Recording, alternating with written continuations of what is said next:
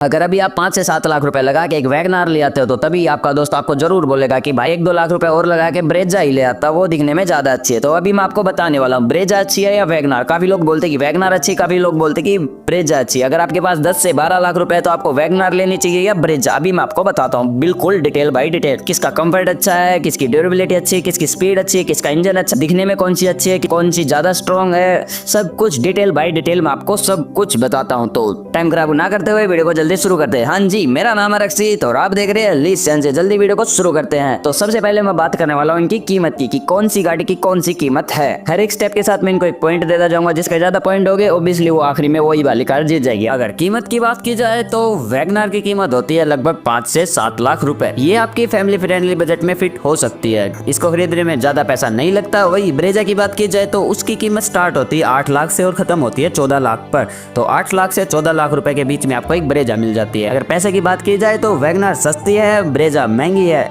तो यहाँ पे एक पॉइंट वैगनार को मिल जाता है। तो बढ़ते हैं अगले पॉइंट की तरफ। तो अभी हम बात करते हैं माइलेज की। जो अपनी वैगनार कार है उसका जो माइलेज है वो अप्रोक्स मान लो अगर 1 लीटर पेट्रोल डला है तो आपको वो 23 से 25 किलोमीटर आराम से निकाल देगी 1 लीटर पेट्रोल में। पर बात की जाए अगर यहीं पे ब्रेजा की, ब्रेजा को 1 लीटर पेट्रोल दिया जाए तो वो ज्यादा से ज्यादा 17 से 19 किलोमीटर ही चल पाएगी। यहाँ भी वैगनार अपना हाथ मार जाती है, एक पॉइंट उसको और मिल जाता है। और ब्रेजा का जो स्मार्ट हाइब्रिड ऑटो वेरिएंट है ना, उसको उसकी माइलेज अप्रोक्स 19 किलोमीटर पर लीटर है, जबकि वैगनार का जो ऑटो वेरिएंट है उसकी 25 किलोमीटर पर लीटर है। तो यहाँ भी वैगनार ही बाजी मार जाता है। तो एक पॉइंट और वैगनार को मिल जाता है। अब देखो, अगर आप रोजमर्रा की जिंदगी के लिए कार ले रहे हो तो आपको ऑब्वियसली चाहिए होगा कि आपकी गाड़ी का पेट्रोल ज्यादा किलोमीटर तक चले, तो आप उसके लिए वैगनार को प्रेफर कर सकते हो। वैगनार इसमें आपको काफी अच्छा रिस्पॉन्स देगी, जिसके अंदर आपको 1 लीटर के अंदर 23 से 25 किलोमीटर निकल जाएगा। और बात की जाए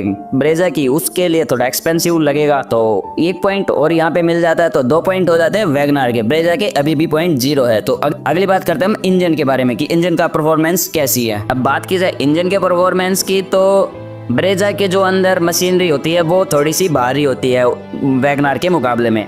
वैगनार के अंदर लगा होता है 1.2 लीटर का इंजन, मतलब बोले तो 1100 अप्रोक्स 1200 सीसी का पेट्रोल इंजन बोल सकते हो, जिसमें हमको मिलते हैं 90 हॉर्स पावर लगभग और 113 Nm का टॉर्क पावर। ठीक है, इसका अर्थ है कि वैगनार पावरफुल ज़्यादा नहीं है इंजन के मामले में, वो अच्छा है। पर क्योंकि ब्रेजा के अंदर जो इंजन लगा है वो है 1.5 लीटर का, मतलब 1460 सीसी का लगभग, मतलब बोला जाए तो वैगनार से 300 सीसी एक्स्ट्रा।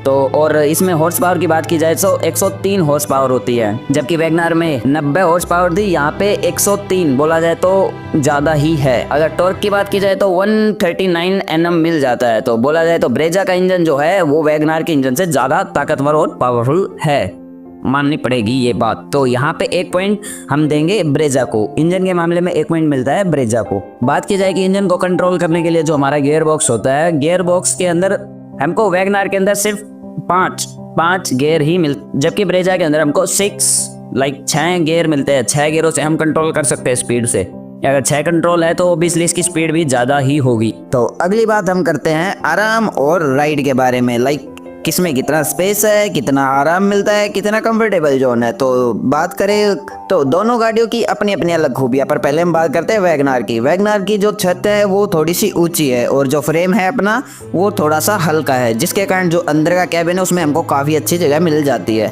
जो पीछे की सीट होती है उसमें थोड़ा स्क्वीज होकर नहीं बैठना पड़ता, आप अपने पैरों को थोड़ा सा फैला सकते हो और अच्छे से कंफर्टेबल होकर बैठ सकते हो। फ्रेम का वजन हल्का होने के कारण जब ये हाईवे पे होती है तो सिस्टम थोड़ा डगमगाने लगता है। पर अगर आप शहरों में घुमा रहे हो, अगर आपके शहर में थोड़े गड्ढे वड्ढे हैं, वहाँ पे इसका सस्पेंशन बिल्कुल हल्का आपको आरामदायक देगा और आपको कोई भी गड्ढा ज़्यादा फील नहीं होगा।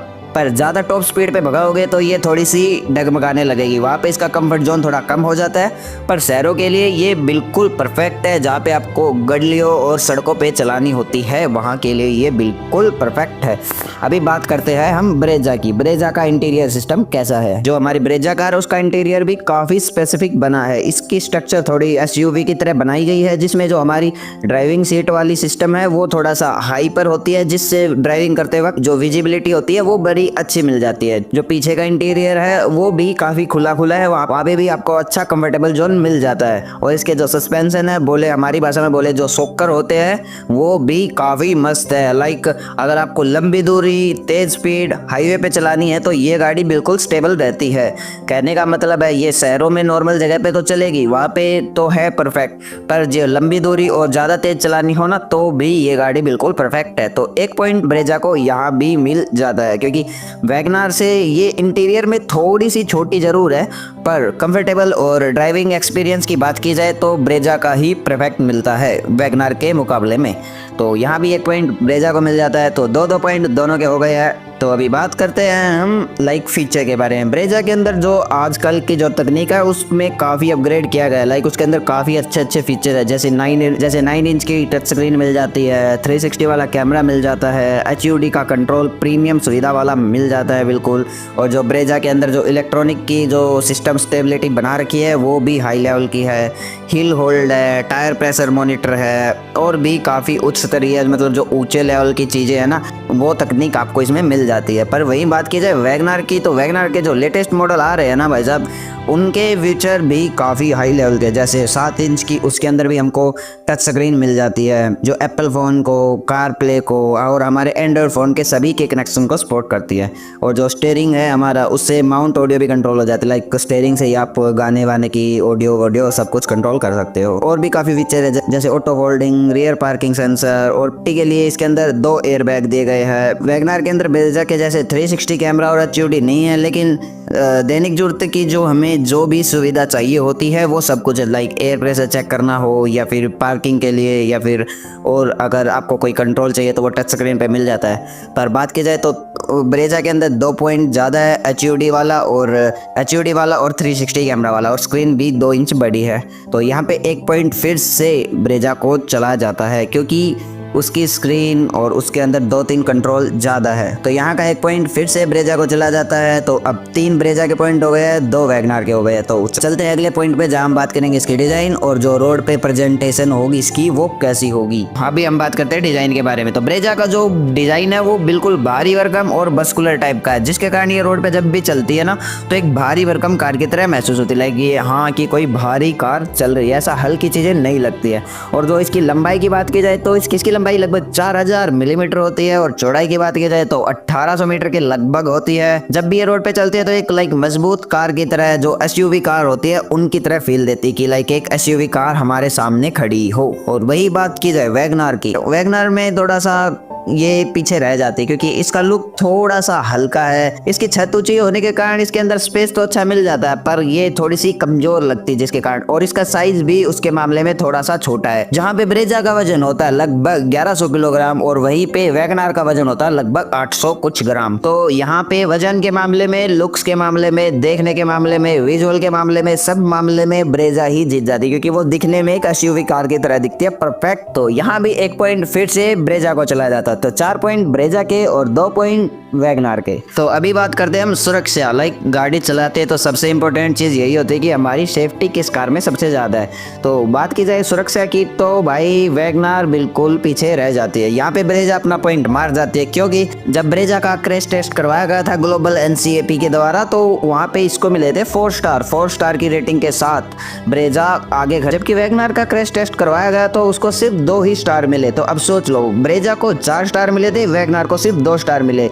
इसका मतलब यह है कि वैगनार ज़्यादा सुरक्षित, ज़्यादा स्टेबल और ज़्यादा ताकतवर कार हुई सुरक्षा के मामले में। तो यहाँ पॉइंट एक फिर से किसको मिल जाता है, ब्रेजा को मिल जाता है। और बात एयरबैग की जाए कि एक्सीडेंट हो जाए गलती से कैसे भी, तो एयरबैग किसमें कितने हैं, तो सिर्फ तो वैगनार में सिर्फ 2 एयरबैग है, जबकि ब्रेजा में हमको 6 एयरबैग कस्टमाइज करने का ऑप्शन मिल जाता है। तो यहाँ भी एक पॉइंट फिर से ब्रेजा को ही मिलता है। तो कहा जाए तो लगभग 5 से 6 पॉइंट ब्रेजा के बन जाते हैं और वैगनार के सिर्फ 2 पॉइंट बनते हैं। तो अभी मैं आखिर में आपको बताता हूँ कि आपको वैगनार लेनी चाहिए या फिर ब्रेजा। मैं दोनों के फायदे और नुकसान दोनों चीज़ बता देता हूँ। जैसे मान लो अगर आपको वैगनार लेनी है तो उसके फ़ायदे ये है कि उसकी कीमत थोड़ी सी कम है और उसके अंदर जो पेट्रोल की सुविधा है वो भी अच्छी है, उसमें आपको थोड़ा सा कम लगेगा। लाइक शहर वगैरह में चलाना हो तो आपके लिए वैगनार ठीक रहती है। और जो इसका डिज़ाइन है वो भी एक काफ़ी अच्छा कैबिन वाला लुक दे देता है, ज़्यादा बेकार भी नहीं है। और टेक्नोलॉजी की बात की जाए तो इसके अंदर वो भी ठीक ठाक है। पर वैगनार के जो नुकसान है वो लाइक जैसे कि इंजन की जो हॉर्स पावर है वो बिल्कुल कम है। इंजन 1.2 लीटर का लाइक कम सीसी का, बहुत कम सीसी का। और जो इसकी सुरक्षा है, जो इसकी सुरक्षा रेटिंग है वो लगभग एक स्टार के अप्रोक्स है, पूरे 2 स्टार भी नहीं है। तो इसकी सुरक्षा में भी कमी है। अगर लंबी दूरी तय करनी है तो आपके लिए वैगनार भाई नहीं काम देगी, बिल्कुल बेकार काम रहेगी। और फीचर में भी ब्रेजा से ज़्यादा एडवांस नहीं है, पीछे रह गई है। तो और बात की जाए ब्रेजा के क्या फ़ायदे हैं। लाइक ब्रेजा को खरीदोगे तो भाई इसका इंजन 103 हॉर्स पावर की वैल्यू देगा, आपको दमदार परफॉर्मेंस मिलेगी और साथ में ही सेफ्टी 4 स्टार वाली सेफ्टी मिलेगी आपको। 4 स्टार क्रेशिंग टेस्ट में मिले थे इसको। तो एक अच्छी बेहतरीन क्वालिटी की आपको गाड़ी मिलेगी। और कंफर्ट की बात की जाए तो एसयूवी वाला पूरा लुक है, ऊंची सवारी है, अच्छे रोड पे और लंबी दूरी तक बिल्कुल अच्छे से चल सकती है। और प्रीमियम फीचर भी साथ साथ हमको मिले। पर ब्रेजा के नुकसान क्या है? ब्रेजा के नुकसान बस ये है कि इसको लेने में आपको थोड़ी सी लागत ज्यादा आएगी। लाइक ब्रेजा को खरीदना है तो आपको 8 से 14 लाख रुपए चाहिए, तो ये बजट पे थोड़ी सी भारी पड़ जाती है। और माइलेज की बात की जाए तो ये वैगनार की तुलना में थोड़ा सा कम हो जाता है, क्योंकि इसकी माइलेज 18 से 20 किलोमीटर पर लीटर है, जहाँ पे वैगनार की 24 से 25 किलोमीटर पर लीटर हो जाती है। तो आप अब समझ ही गए होगे, मैंने इसकी सारी खामियां, सारी खूबियां, सब कुछ बता दिया।